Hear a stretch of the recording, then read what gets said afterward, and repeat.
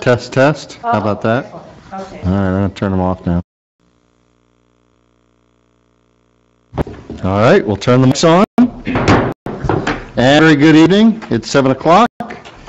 And I'd like to welcome you all to the regular session of the Bedminster Township Committee, December 4th, 2017. We have our entire committee with us tonight. And Ms. Sullivan, can I get the Open Public Meetings Act statement? Yes, sir. Adequate notice of this meeting of the Township Committee was sent to the Courier News in Somerville, Burnsville News in Whippany, to all subscribers, and also posted here at the Municipal Building as of January 9th, 2017. I'll ask you all to join in the Pledge of Allegiance. I pledge allegiance to the flag of the United States of America and to the republic for which it stands, one nation, under God, indivisible, with liberty and justice for all. We have 4 sets of minutes to approve. The November 6th executive session, there is a change that you should see on in your papers. Otherwise, any other comments or questions? If not, I'll take a motion. I'll move to approve the minutes. I'll second that motion. All in favor? All right. Thank you. Person raffles, we have none. Public comments, any member of the public wishes to be heard, that microphone and that dais right there are available. Seeing none, we'll move on to our monthly reports from our subcommittee chair. We'll start with Mr. Stevenson. Thank you, Mayor. Good evening, everybody. I don't really have any updates from the particular committees. I know that Colonial Christmas was going on. Unfortunately, I was out of the area this weekend, so I'll have to catch up with Robin and get a detailed update next meeting, but I'm sure it was terrific. I did not get to the tree lighting, but I did get to the cocktail party Friday night, and that was an outstanding success. They did a great job. Congressman Lance was there to present the check to the Veterans Organization for the flags that were on display this summer, and it was very good. Nice. So they did a great job. Thanks. Mr. Hickey. Mayor, thank you. Good evening. You must be doing something right, because I had a teenage girl along with all her friends who wanted to go on Saturday afternoon, and they all went, so something's going right. Just one update. The Master Plan Reexamination Committee is going to meet with Ms. Sullivan, Mr. Mance, I think Chief Rock, and probably everybody else from the town on Wednesday. Emergency services. Yes. Emergency services, yes, to provide some input into the plan itself, and I'll report after that meeting. Is that before or after the LEPC meeting? Don't we have LEPC this week? I don't know, it's 8:30. Is at 2 on Wednesday. This meeting's at 8:30? 8:30. Oh, okay. All right. Terrific. That's all I have. Thanks. Mr. Jacobs. No updates from me, Mayor. Ms. Santucci. Thank you, Mayor. Saturday was a busy day. Went over to Colonial Christmas. That was great. Jacoba Sevier. The Historic Preservation Commission visited the Pony Farm. We can talk about that later. But that'll be kind of part of my report as well. They had a recommendation and some comments to that as well. Okay. I think that's not agenda tonight, right? Under old business. If it's not, I can talk about it now, but... No, I think it's under old business. Okay. And I do not have anything to add for a report myself. So administrator's report, Ms. Sullivan? Yeah, a couple things. Financial update. We had, Debbie Stern and myself had talked briefly about potentially investing some of our money with, to get a better interest rate outside of what we are doing now. Deb Stern, a little negotiation, and I'm not going to go into the details, but they are before you with my report, the details of what she came up with. She got a very favorable interest rate, just staying right where we are. So we will not be moving any funds. Everything will be status quo. And the adjustment she was able to negotiate will bring in an additional $90,000 to $100,000 in just in interest above what we would normally get for next year. All right. That was pretty nice. You will also see we did do the ban. You have a report there from Deb Stern as well regarding the ban, where we're reinvesting with ourselves through the sewer utility, and the rate as of November 21st was 1.28. Previously, it was with Oppenheimer for 2.25. So it was a good rate, but we'll be paying ourselves. Yeah. You should have all received a letter from the New Jersey Racing Commission. I don't know if you all had a chance to review it. They are required to notify any town where there's a racing activity before they issue the permit. So this is the first time Bedminster's been notified, to my knowledge. But if Bedminster has any kind of a concern about the permit, we need to let them know by sending them a resolution. If we don't have a problem, I can just simply notify them and they will proceed to issue the permit. And this is based on potential parimutuel at the Yes. at the race We've never meeting. received this request before, I think, because we notified people of at least a good portion of the property is in Bedminster, so we've now been notified, so.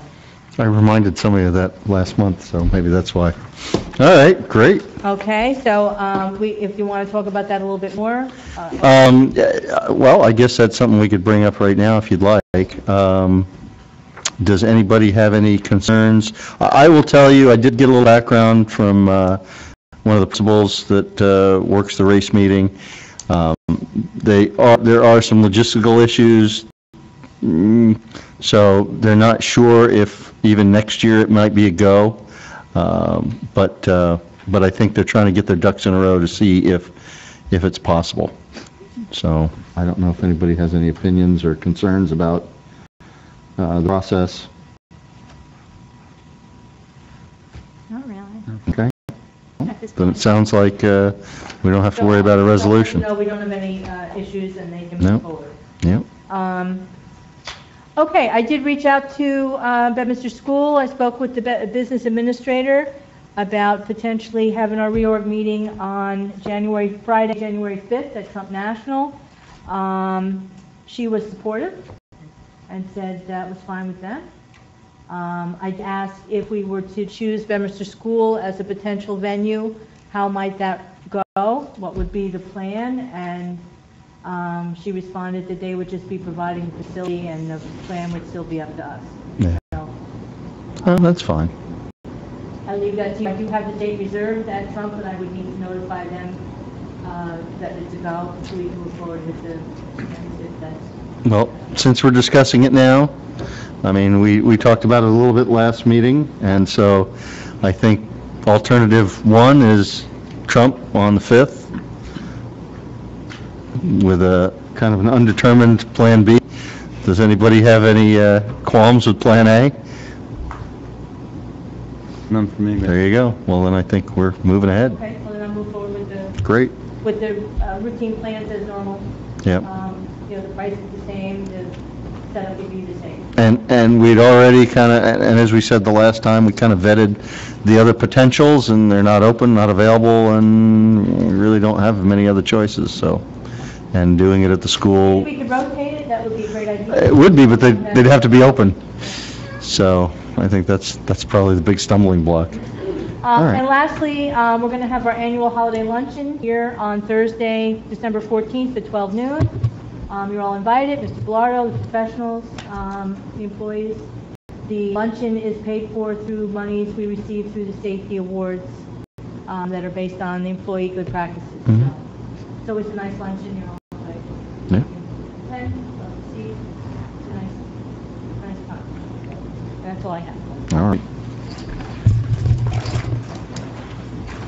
Discussion on introduced ordinances, we don't have any. Introduction of ordinances, we do have one ordinance to introduce tonight, and that would be ordinance 2017-021. This ordinance amends the general ordinances, Chapter 2, entitled Administration, and more specifically, Section 2-16, Environmental Commission, and deletes in its entirety Section 2-17, entitled Bedminster Township Open Space-Farmland Preservation Committee, and replaces with a new section, Cultural Advisory Committee. Public hearing for this ordinance is scheduled for December 18th, 2017, 7 p.m. in these chambers. And just a little background on this.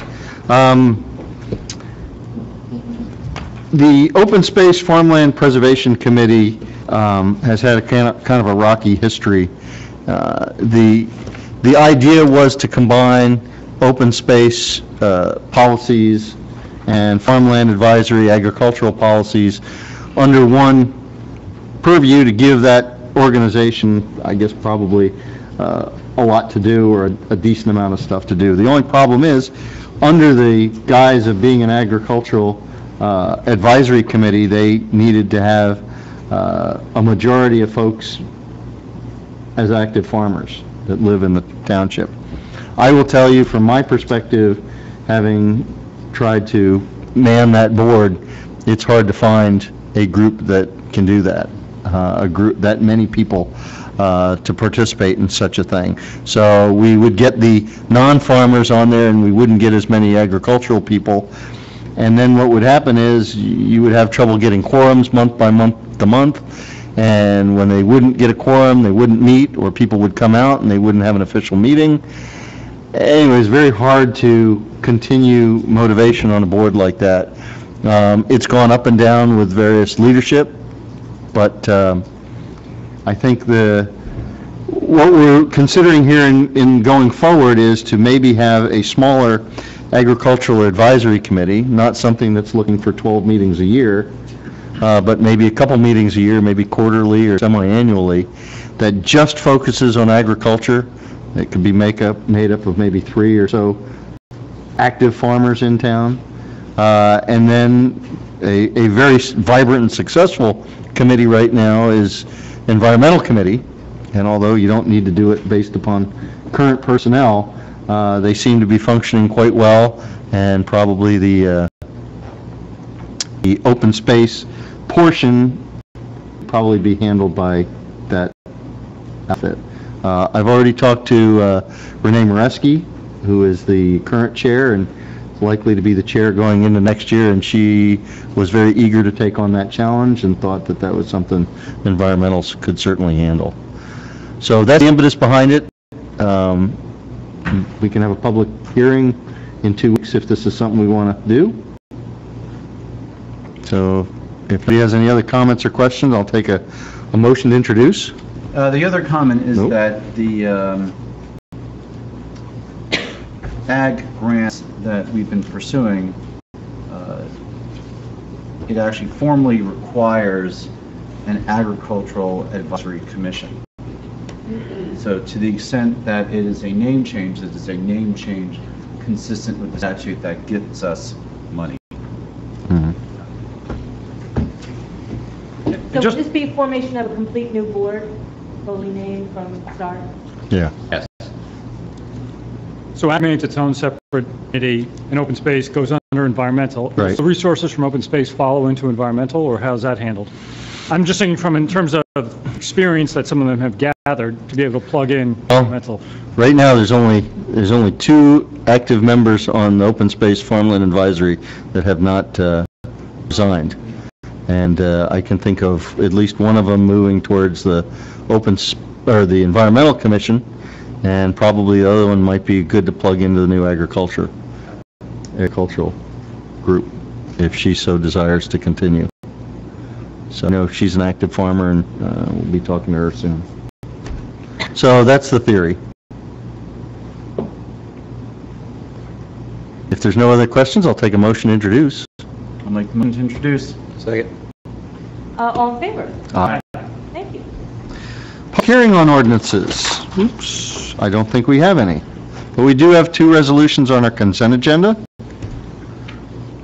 Any comments or questions? If not, I'll take a motion for the consent agenda. So move. Second.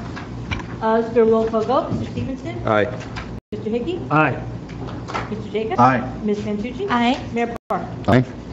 We have 3 standalone resolutions tonight, starting with Resolution 2017-114, Governor's Council on Alcohol and Drug Abuse Fiscal Grant Extension, July 14 to June 2019.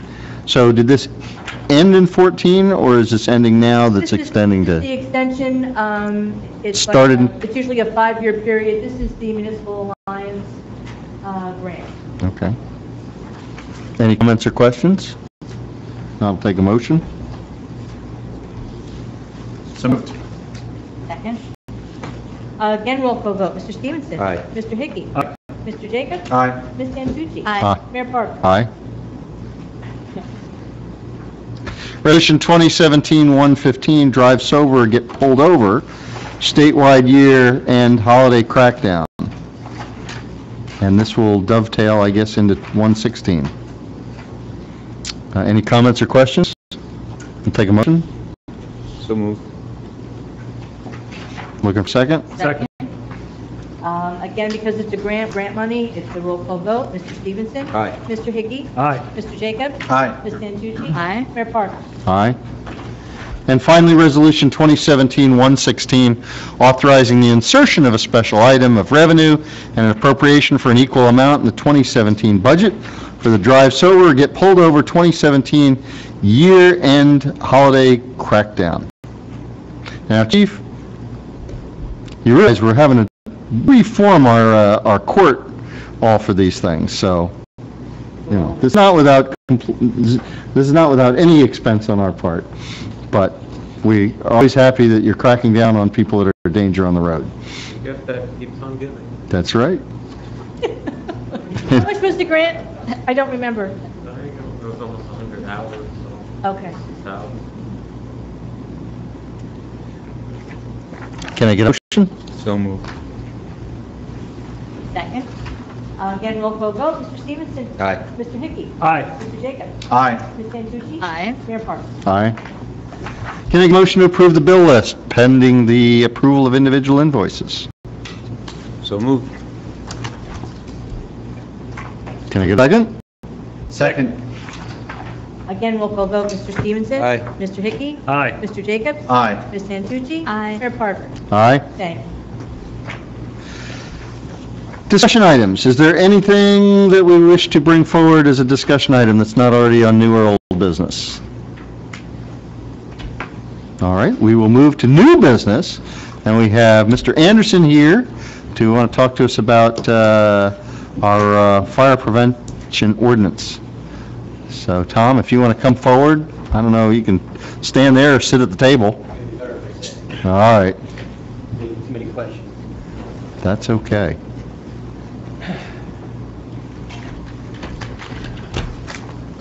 Okay, good evening. Good evening. Good evening, Tom. I've been privileged to do this for the town for the past 15 years. And during that time, the ordinance, the fire prevention ordinance, as it was written, is very basic at best. There have been, revisions to it over that period of time, but it still needs to be addressed. And I felt it was a proper time to do so right now. I have provided everybody, I believe, through It should be a new business and you can...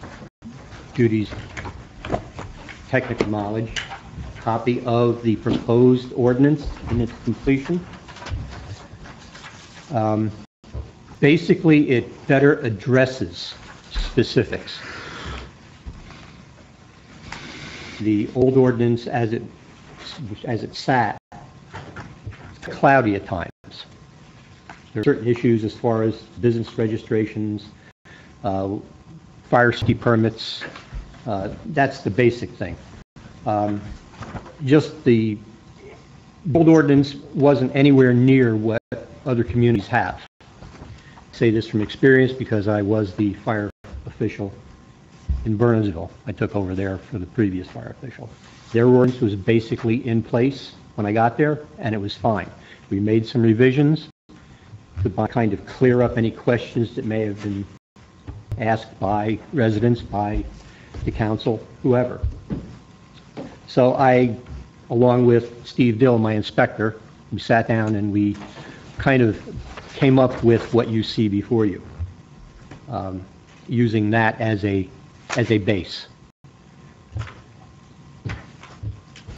The state of New Jersey is putting more and more onus on the local enforcing agencies as far as administration and inspection requirements. They're doing it every day, almost. The administrative portion of the ordinance is its red book. It's pretty stock the way it stands right now. A few updates here and there. But This other book that have here in front of me is the actual inspection book. We've been trying to update this inspection book in subchapter 3 for the past 10 years. It's hit stone wall until this year. So it's going to be revised, and it's probably, I would say, about 15% thicker. A lot of it has to do with what has happened over the past 20 years, with fire prevention being a very important issue in most communities. There's a lot of incidents that have occurred that could have been prevented, and that's kind of why we sat down and decided to upgrade our ordinance to kind of mirror what the state is asking us to do. One of the things I know is fees. The state of New Jersey has increased their fees by 29% for life hazard use registrations. Now, they consist of restaurants, schools, motor vehicle repair shops, gas stations, that type of thing. 29%. They have also increased the fees for their fire safety permits. Those fire safety permits are for carnivals, open burns, grilling tents, that type of thing. That's one of the things that we put here as kind of an explanation to kind of let people know, including ourselves, and clear up any cloudy situations as to what these things are for, okay? Those fees also went up 29%. Certificate of smoke detector inspections, required for all property sales and changes of occupancy. Now here, because we have the hills, changes of occupancy are a very, very common thing. We average on the average between 5 to 10 smoke inspections every Wednesday and every Thursday, or every Friday, I mean. So that's a real big thing. And one concerns that we also have is there are estates on the west side of 206 that have rentals, that have residency situations for the people that work on the estates. And those are a problem, to be perfectly honest with you. We don't have many of those. A lot of it is because the people don't know about it. I hope it's not because they don't care. But something that we're trying to work out. There's also a lot of issues coming up in the hills. To be perfectly honest with you, it can be kind of scary. Smoke detectors, if one goes bad, they're replacing them with battery-operated smoke detectors because they don't know until we go in and do a smoke detector inspection that they have to be maintained the way they were constructed. So they have 2 smoke detectors in place. The hard one doesn't work. They're relying on a battery-operated one. When we go and do the inspection, we fail it.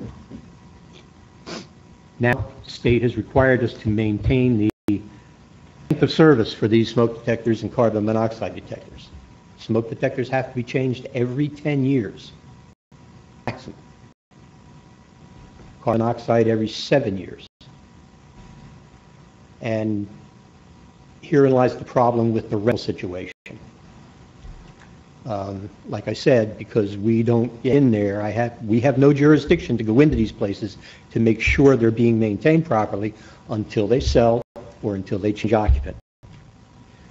We've been in, and the very original smoke detectors that were put in place when the Hills was built are still there. When you say a change in occupant, that's a change in renter? And how do we know when that happens? Or do we? We rely on the honesty of the landlords. Now, the associations have become a little bit more strict on this, whereby they will not issue a pool permit or a pass to the gymnasium or the, the recreation area until they get copy of a smoke detector inspection. That's good. It may be from the previous one. They've got to have that. Mhm. They are kind of stepping up. But if you have these tenants that are there for a long time, and there's a lot of them that stay, they're responsible for the interior of the units, and if they don't change the smoke detectors, that happens. And those that were put in when the Hills was originally built, they don't have any battery backups. And these people don't know that. So if the power goes out, they don't work. Okay? This is another area where we're trying to work with the homeowners, the neighborhood associations. We've met with them, and we've asked them to put in their paperwork, their publications, their monthly newsletters, whatever, about this requirement to make sure this is done. So, as far as inspections are concerned of the commercial spaces, I said the life hazard use registrations, they are a state responsibility. We have no control over them except for making them aware that they have to register with the state if it's a new business that requires it. The state bills them on an annual basis. The state sends us 65% of the bill. That monies are intended and are required by code to be used solely for the inspection of life hazard uses. So we have no control over those fees. Tom, can you just give for the committee examples of the life hazard uses? Yeah, I said restaurants, the schools. We have is one. It all office buildings? Is it? Yes, usually it is. Purnell School has 11 registrations. 11. No, actually, just started and I had another one, so it's up to 12 now. What the state does, it bills Purnell School, and I'll use them as an example, but it's typical throughout the township. They will bill Purnell School for the highest rated fee, 100%.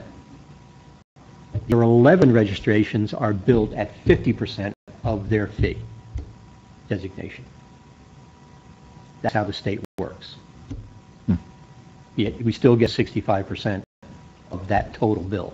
So, Well, I'll ask a sensitive question, but it cost us that to do the inspection? yes. Okay. There are many times we go back 2 and 3 times to make sure violations are abated.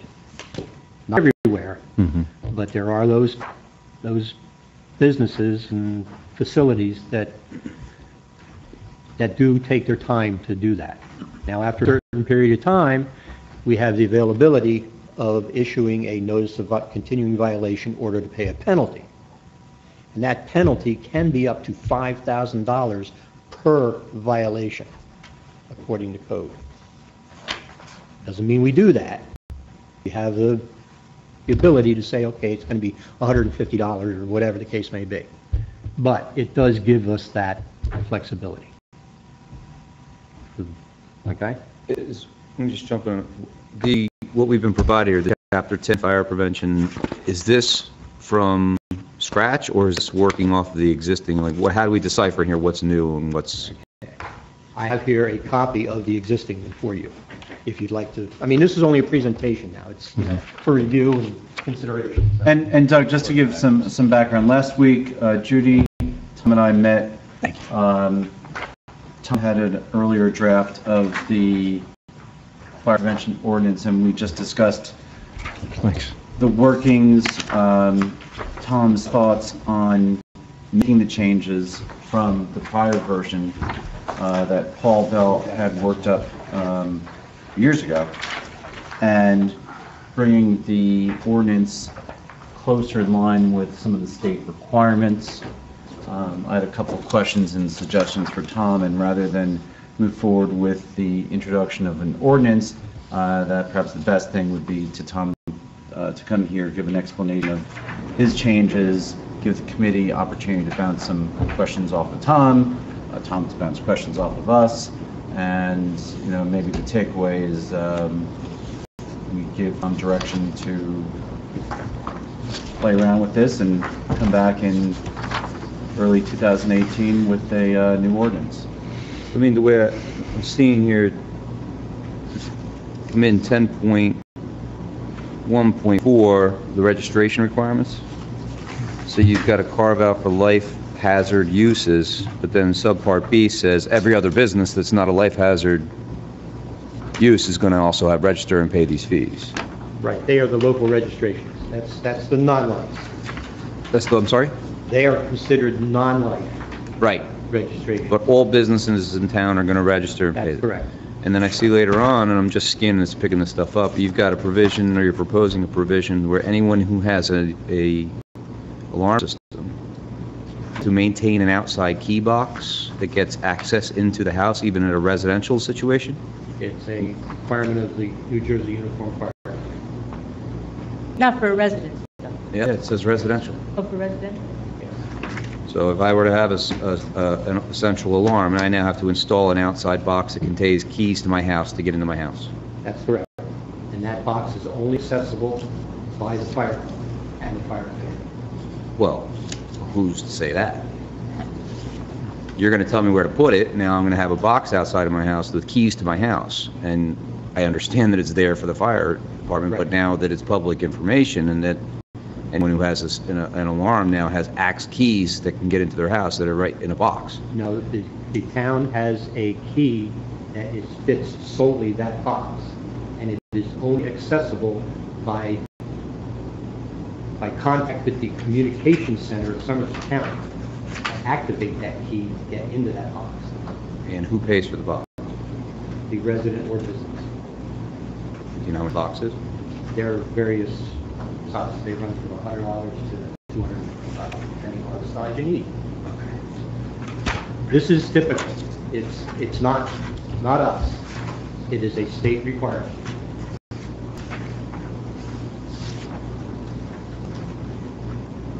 Even the police don't have access to it. But It's only completely secure. for residential properties that are protected by automatic central alarm systems. So if there is no, if I just have fire alarms. You have hardwired If I have a smoke battery operated smoke detectors. It's not required that you have a box. What, is there a rationale Yes, between? the monitored systems go out to a monitoring company. That company in turn calls the fire department. Then they can gain access and find out if there's anything happening, if there's nobody home. And turn the alarm off. And then silence it, possibly, hopefully, But, not be called back again. look, I hear what you're saying, that it's a state requirement, but it just sounds a little overreaching to me. It's the way things are now, unfortunately. I'd say the only thing I can say. It's a matter of public safety. How is that enforced? The Knox box or the key box? Yeah. They have to come to us, get a form, fill out, that is strictly for the Township of Bedminster. We administer the key box for the township. So right now, do you know how many single-family homes are covered by central systems? I know of 4 estates out in the western part, at least. They're the only ones that I know because they're in my fire company's response area. And those, now just looking at the existing ordinance, and we don't have that provision, do we? Insulate. Smoke-sensitive alarm devices, 10.2, or 10-2, 10.3 reserved, private water, 10-5 fire hydrant. So this is a new, this key access for responding fire companies is a brand new This section. is one of the issues that has to be put in place in the township ordinance. But don't we have that information because there's alarm registration you do every year? We do it by word of mouth. But I get, no, I get, The alarm registration is administered by the police department. And we get notices when it's time to re-up our Right, re-up. registration. And that- Right. That's not us. but you're asking both for burglar as well as fire. Not? I thought it had fire on there as well. No, this is strictly Oh, all a right. fire prevention issue. No, you're right, it is. The registration for the systems? Yes. Both burglar and fire. That's what I thought. I remember filling that. Yeah. That part is correct. So you would have access to that information to know who would register? The police department does give me the Right. applications and I have copy. Okay. And that has information on key holders, so that if we do gain accessibility, find out that there is no problem, we can contact the key holder. If Somerset County Communications doesn't have that information, so that we can get somebody there to shut down the system or silence it until, if there's a problem with a smoke detector handle or something of that sort, until the company servicing the property can come and rectify it. Otherwise, the fire companies will be coming out every 15 minutes. But the genesis of that alarm registration, I think, in place a long time ago, was to cut down on the nuisance calls. Absolutely. Makes sense. But can an argument be made that the information on hand with the township is sufficient to cover this requirement to provide keys and access to people's homes from outside their house? In other words, when we register with the police department and we give all the information, we can give the code to turn it off and all that stuff. Why doesn't that suffice in lieu of this box outside of your house with your keys to your house? The fire company has to be able to gain entry to get that control. So what's the alternative? I mean, if you follow it through, if you get an alarm, right? The whole system calls up Bedminster, hey, there's a house on Ski Hill that has an alarm. You knock on the door, no one's there. What's your next step? Break the window or break the door. So why do we need the black box with the keys? Well, let me put it this way. We had the same question at Hamlin Farms years ago when they did not have a knock box. And we called, we had contact, we can't get in. Well, he's 2 hours away. Well, do you want us to break the door, break the window? Which would you prefer us to do, which is less for you to repair? Would it be easier and better, because it is a code requirement, to have this box in place so that we can gain entry, let you know that there is not a problem, and then you may be able to call your alarm company, have them put it on test, so that they don't automatically call out the fire company as this alarm keeps going, because we're not privy, even fire prevention is not privy to silencing codes. Even the registration requirement does not require silencing codes. And this is a state requirement for Knox, for single-family residents? No, it does. It says this is where the generalities are for those locations that have monitored alarm systems. Monitor, fire alarm.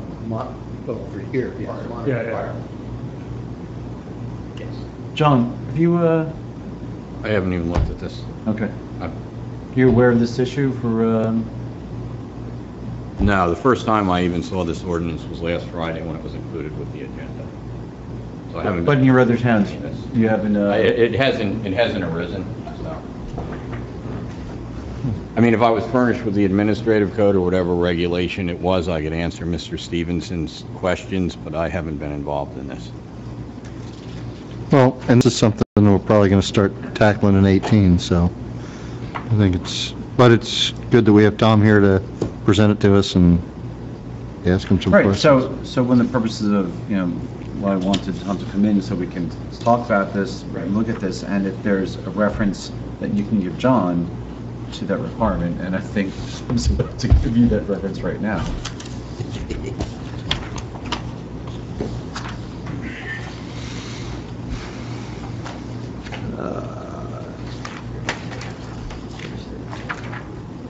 If you'd like, I can make a copy of this for you, John. You could just email it tomorrow, that's fine. Okay. No need to do it tonight. No, it's right here. Section 506.1. What? Section 506.1 in the You're gonna have to give me a copy or email it. Get it. All right. So one of the issues that Tom had raised is the number of rental units on the state properties that may be going under the radar, so to speak, and may not be up code on fire prevention elements such as sprinklers, if they're required for those rentals, or smoke alarm devices.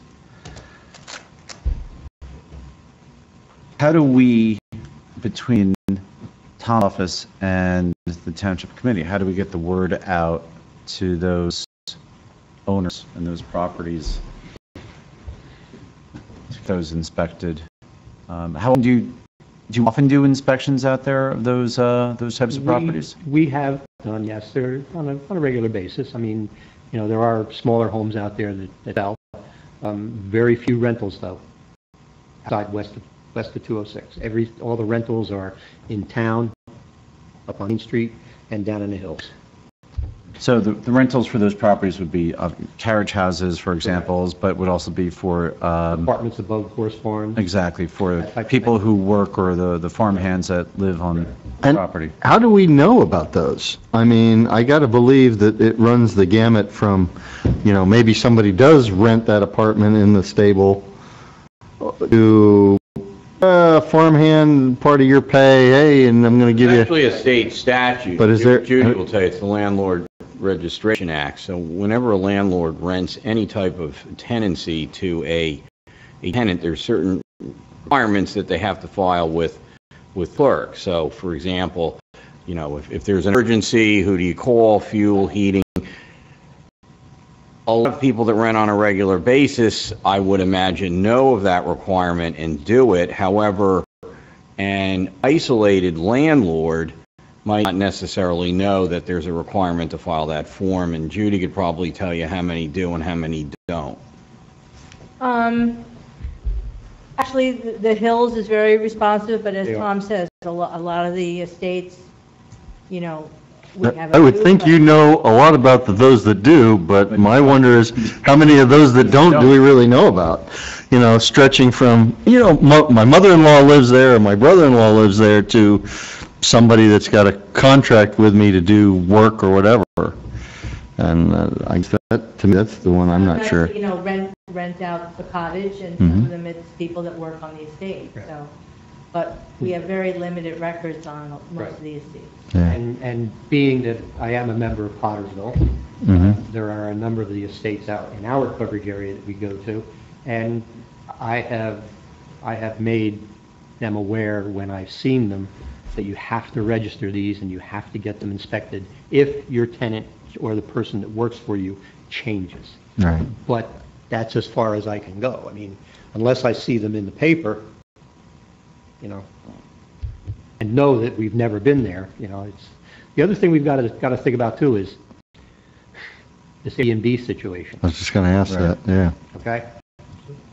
Because technically, if they rented on a two-day basis on the weekend or something like that, technically, they have to get a smoke detector inspection.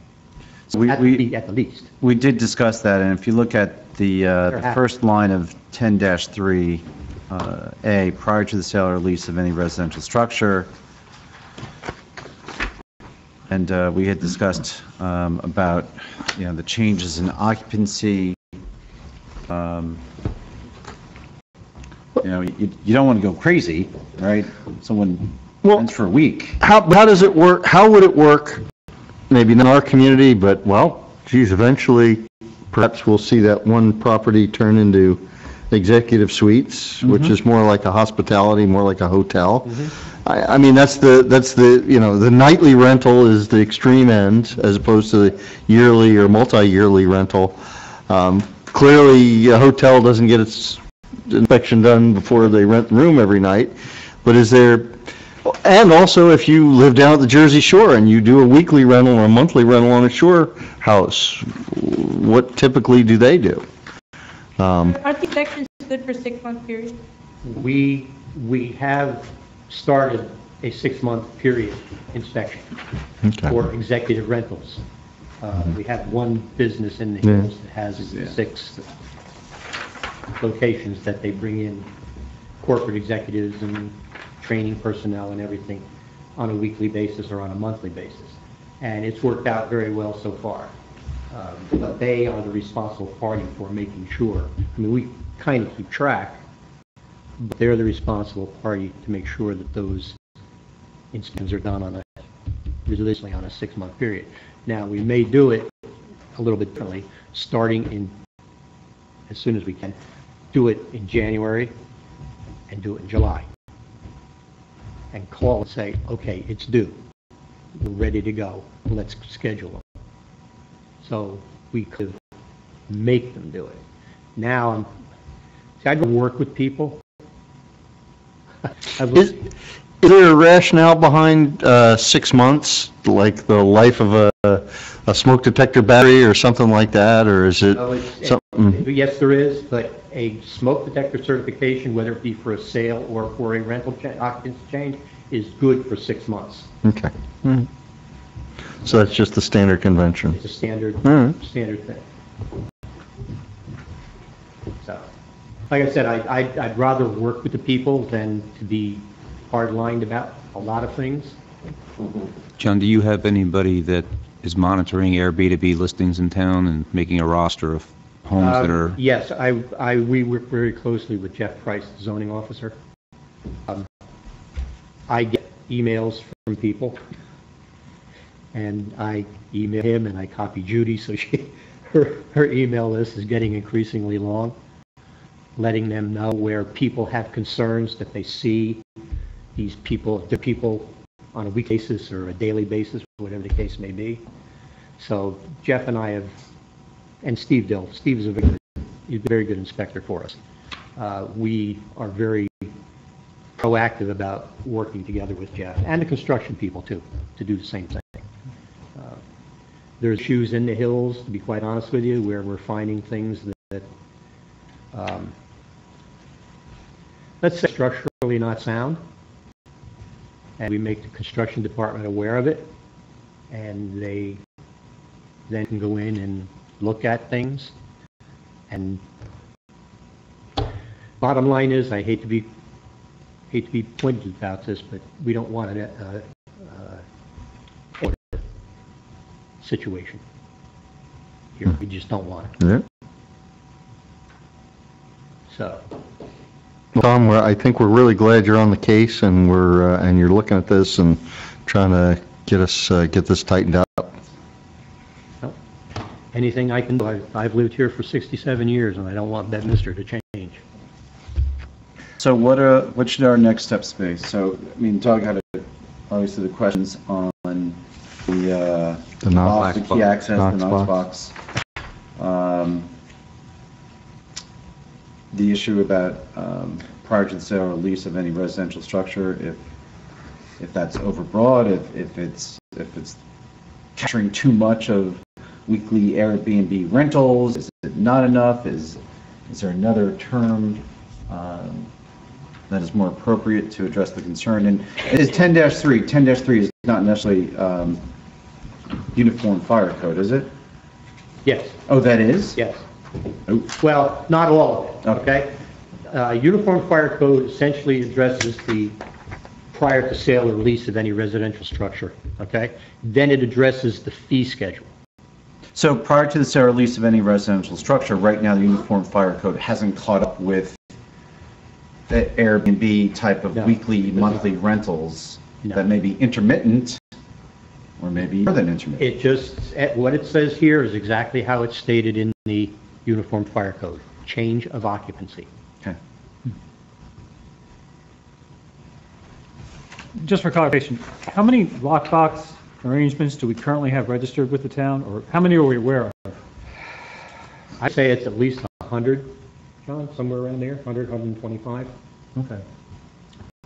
Not insignificant Is number. that divided between residential and commercial? Yes, it's mostly commercial, to be perfectly honest with you, because there's a lot more commercial locations that require it. Like here. Fire went off last night. Here. Yeah, Pete? But, Were you you know, cooking again, or we have a Knox box so they can, if the police department has a key and John's staff has a key and I have a key, but the fire company does not have a key. Right. So they get in through the Knox box. They immediately go to the panel, the alarm panel, which is back here, and see which detector has been activated, because it's all what they call addressable. So they have to go throughout the entire building and Go figure out. spend a massive amount of time. So how much leeway do we have to change some of the Uniform Fire Code provisions? Is that a John Blardo? Not much. If they're mandatory in the Uniform Fire Code, But I mean, to Larry's point, can we get involved with, say, prior to sale or lease of any residential structure for a period exceeding 6 months? as I And then- said, I haven't been involved with it, Mr. Stevenson, so I really have to look at those issues when I see a red-lined or a black-lined version of the old ordinance to see what's being added to the new ordinance. So I think, can we basically throw this on the agenda for the second January meeting and, you know, give Mr. Bellardo a chance to kind of get smart on it, get the rest of us a chance to really scrub through this and really, If someone gets me a black-lined version, it'll be a lot easier to look at than trying to go from. I agree. Right. yeah. And But in the meantime, we've got a couple things to compare this to and, you know, figure out what's worth Is it looking at. possible to get a black line version? So what Tom told me, because we talked about that, the changes were so Expansive. many Yeah. that to do a black line version was not. What you're really looking at is you're going to say, if you were to do an ordinance like we did tonight with the Agriculture Advisory Committee and Environmental, you're really going to say, we're going to delete this section in its entirety and we're going to add this. Replace it with, That's yeah. fine. All right. And then have to go back and make sure that, We didn't miss it. right, that anything that's mandatory is still in the new one. We can review it again, but I Right. mean, that was pretty much the case, that it was so significant. We didn't do it well. So let's talk about this from a scheduling. So for January, I guess second meeting in January, we would ask Tom to come in again and work up. Well, I mean, Or have John- if we or had, John- look, we're going to have the same people on the committee, so if we had something done in the next, couple weeks, we send it out to all of you, so you're seeing it in advance of the meeting and not trying to read it on the fly in January. I think that's probably, and then I could also, at that point in the next couple weeks, come up to speed, so we'll have a fully informed meeting in January when we have a second presentation. Okay. Yeah. Sounds good to me. All right. Okay. Thank you very much. Thank you very much for coming in. Yeah. Old business. 130 Hillside Avenue. Anything new? No, I sent a detailed package out to potential contiguous properties, probably about a month ago now. Haven't heard anything. Okay. All right. Dog park. Well, I understand from Mr. Mans that we've got some holes dug for the fencing that's going to be going in tomorrow. And That's too bad you couldn't get the dogs to help with that. Right? I know a lot of dogs that would are really good at digging. But anyway, I'm Not sorry. very neat holes. Not very deep. Yeah, well. So I guess we're on for tomorrow. Hopefully, it's not going to pour tomorrow, but it's going to rain. It'll be good dig in the rain. Good digging. And is it a one-day job? We'll probably be there for a week. All right. Pony Farm. Pony Farm, had the pleasure of visiting Pony Farm on Saturday with the Historical Preservation Commission. We went in through the back. We took a look all around. We went inside.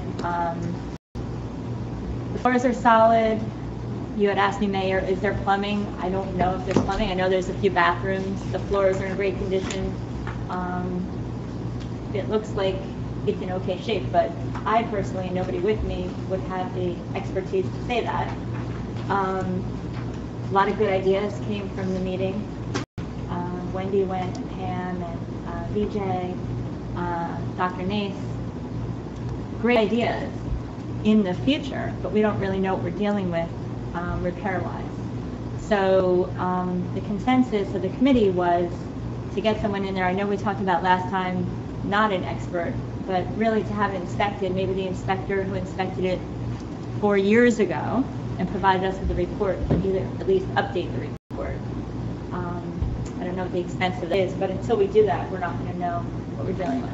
But I think people were pleasantly surprised as to see how intact it was. It was a nice visit. But I don't know, electrically, I don't know plumbing-wise. You could see little remnants of the copper when it was cut out. But the windows are all intact, the doors are intact. We went downstairs to the basement. It was damp in the basement. You could see where some water's coming in the ceiling on the main floor, but somebody thought maybe it was between the flashing and the chimney. So I just don't have the expertise, and nobody really there. A lot of great volunteers. Hey, I know this roofing guy. Hey, I know. But I think really what the Township Committee wants to do is just authorize an inspection so we know what we're dealing with. And what is the long-term goal? What is the long-term goal as far as what are we hoping to preserve it for? Well, there were a lot of ideas kind of put forth. Some of them included an educational center partnering with Clarence Dillon Library. You really can't have those thoughts or hopes or dreams until you know if you're going to have a building or not a building there. So, I don't want it to be a big expense. We kind of talked about this last time. I mean, part of this is a math problem, right? I mean, if you have an asset, it has a hard asset value. It also has an intangible value, given its historic, issues around it. You've got to figure out how much capital you got to put in to get it back up to speed, and you got to figure out how much operating expense you have to invest in it. If the asset's worth $100,000 and you have to put in $5,000 in capex and $5,000 opex, so it's a $10,000 investment to preserve a $100,000 asset. But if the asset value is only worth $10,000, then it doesn't make sense. But I think until you have that data to figure that out, through an inspection, as Stacy mentioned, you can make an informed decision. It really math, at least in my mind. Mm-hmm. And I think also one of the things we've struggled with over the past 4 or 5 years with it is the philosophical idea is, do we want to be a landlord? Right. And whether that is something worth doing or not. It's ours now, and yeah. we can do with it what we'd like. It needs to have a nonprofit purpose, right? And it needs to have some sort of environmental, agricultural. So I'd hate for us to look down the road and we say, oh, we wish we had something there. Mm-hmm. The tenant will only come forward after it's demolished. That appears to be the way this is going. I know. But the way it works is Yeah. we schedule it for demolition, Right. and then someone says, "Wait a second!" That's right. I know, But it's that's frustrating. been, But there was lots years. of excitement around it, yeah. And so I don't know how much the original inspection cost, Judy. I don't remember. I have the report, but I didn't have the bill. And I think it would be a worthwhile nominal expense. Remember who did the report? Do I have it so I can see if we can match it up with an invoice? I gave my whole big folder of everything, I gave it to Wendy Hickey, so. I know, yeah. I do remember the last time we thought we had a really viable potential tenant was, I believe, the Waldorf School folks. And that was when there was still plumbing in the building. And I know that when we sat down with them, they had a wish list to get it to the point where they could use it. And that wish list stood around $70,000, $80,000. That was on what it was at the time with plumbing. But again, I don't know where it stands right now. I would assume it's going to be less. The value is less, but question is, do we want to go through that to determine? Well, it won't be very lengthy. I mean, once you utter the report, somebody can come out and take a look. Like, I don't know if there's no, I mean, do we know Yeah. for sure there's no plumbing? I mean, nobody turned water on, nobody tried to use the restroom, but There is no plumbing in phase. All the coppers out of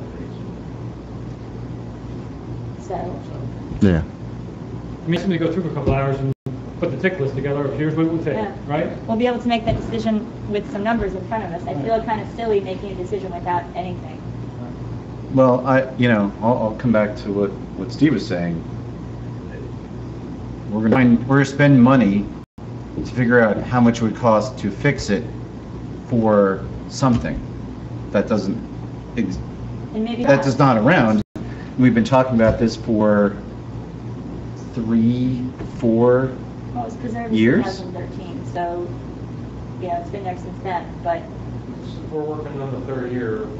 We want to do something with the house. So this is, and we haven't ever gotten a list by list, what we need to do to at least stop it from whatever's coming through the ceiling.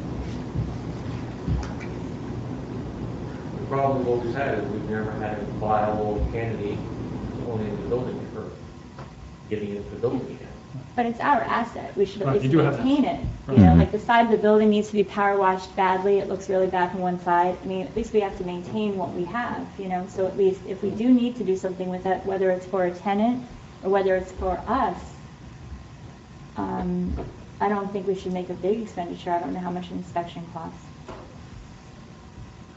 We had Hillside Avenue for years too, so Yeah.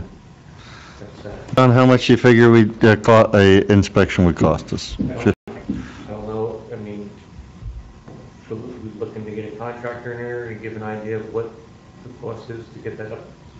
You talk about an area like the functional equivalent of a home inspection on a residential contract, is that? You could do you're talking that, about? or, you know. Then he comes in, or she comes in and says, these are the issues that I see, and then you bring a contractor back who's a specialist in the area? Or are you talking about bringing in a contractor? Actually, Colin had a good idea, and he said, you know, regular GC might be able to give you kind of an idea of what would need to be done to at least, Bring it up to snuff, yeah. They'll walk through and say, okay, the plumbing, yeah, you need to put $5,000 worth of PEX in there to replace the copper. And this roof, yeah, it's going to take, you know, new flashing, that's $3,000. I'm saying you can itemize a list, and you'll quickly have at least a working number, and then is it worth the investment?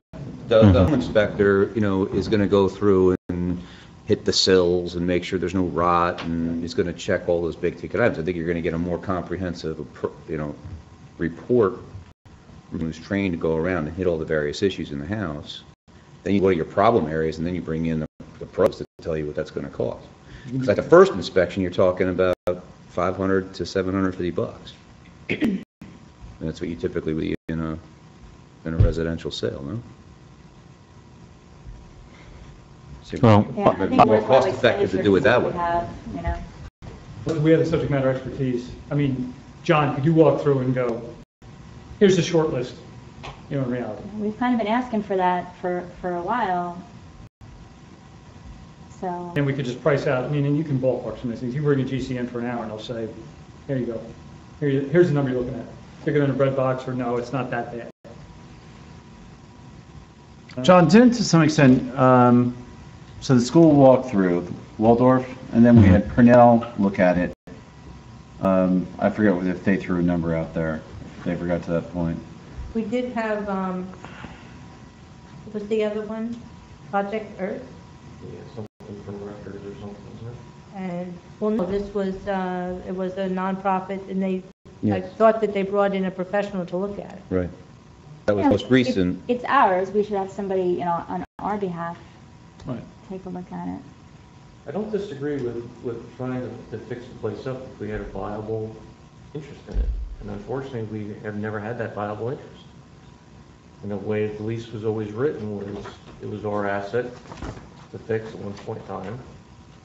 And then once the original renter was left, there was nobody else. And it, you know, deteriorated from that point. Not that we don't want to fix it, but we need to fix, if we're going to fix it, we're going to fix it for something. For a purpose. Well, to an extent where it's not leaking anymore, so that it's, I mean, the floors actually are in pretty good shape. but at some point in time, if we don't fix whatever's broken, they're not going to be. Well, I think the ultimate fate of the building, I think, is probably going to be borne out in this 2018 budget cycle. We've said that before, but, and I don't disagree with the idea that maybe if we get a cost analysis, that will allow us to move closer to a decision. I mean, if that inspection comes back and says, yeah, we got to put $60,000 into this building, as Colin said, and the thing's worth $100,000, and we don't have any prospects, well, I think that's going to push us towards a But on decision. that end, to put an asset value on something that has limited purpose to begin with, Yeah. I don't know that I agree with the analogy that we can say it is worth $50,000, $100,000, or $200,000. It's constrained because it's on the ROSI, it's on the Recreation Open Space Inventory, so we are somewhat constrained as to how it can be used. Well, we go through the argument we had on 130 Hillside Avenue. Oh, you can't break it up because it's got, it's, 3/4 of an acre and in a residential neighborhood, so it's got to be worth a lot.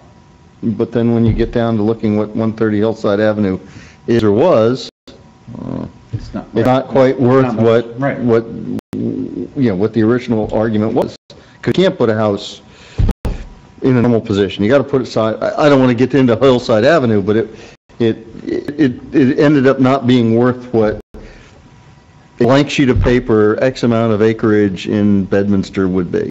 But I think on the asset value, when you do the analysis, you put that discount factor high because of the limited use and the ability to rent it. And you say, it's not worth $100,000, put it all together, it's worth $40,000. It's worth something right now. Yeah.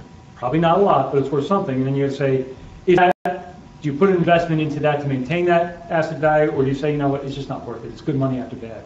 But at least once you have data, you'll be able to make a more informed decision. But but like your point, I agree with you.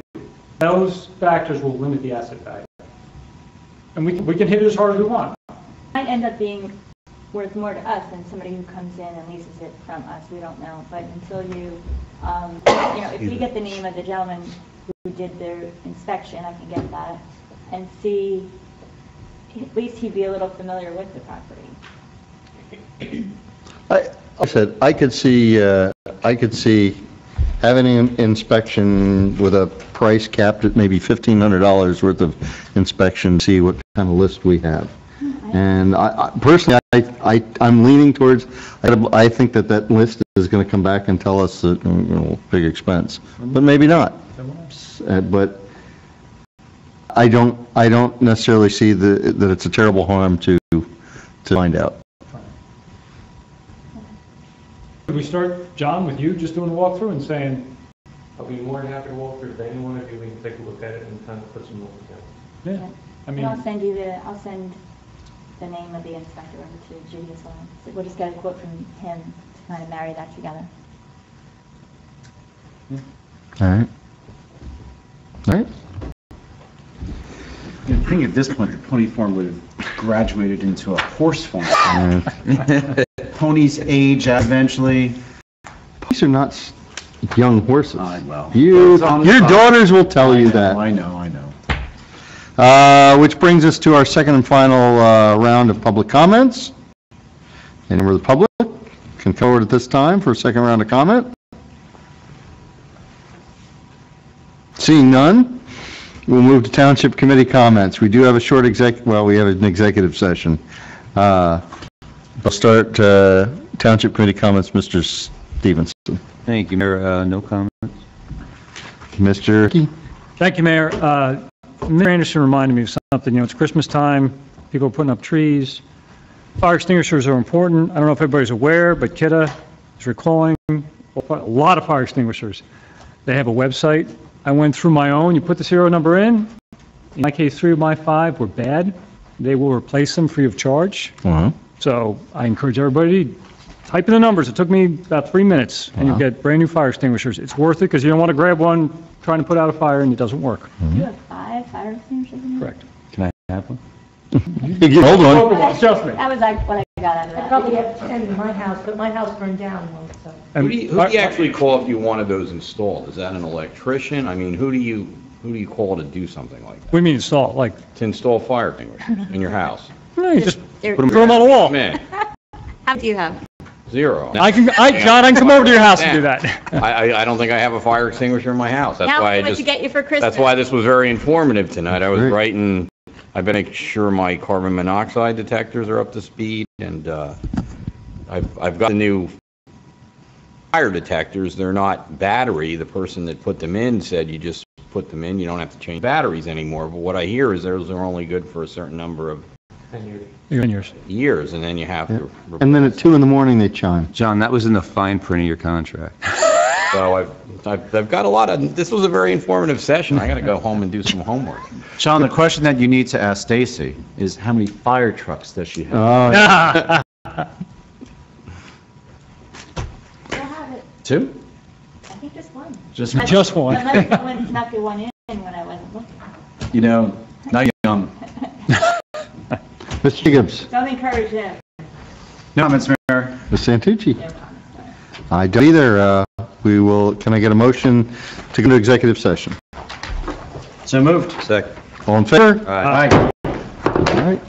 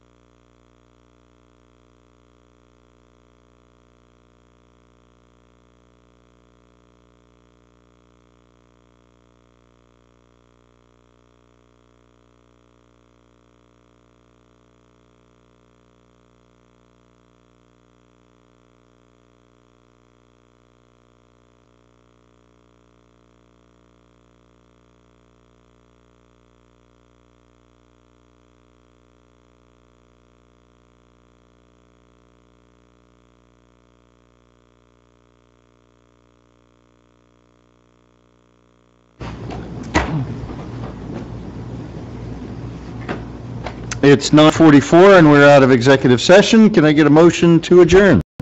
So moved. Second. All in favor? Aye. Good night. Wow. Good night.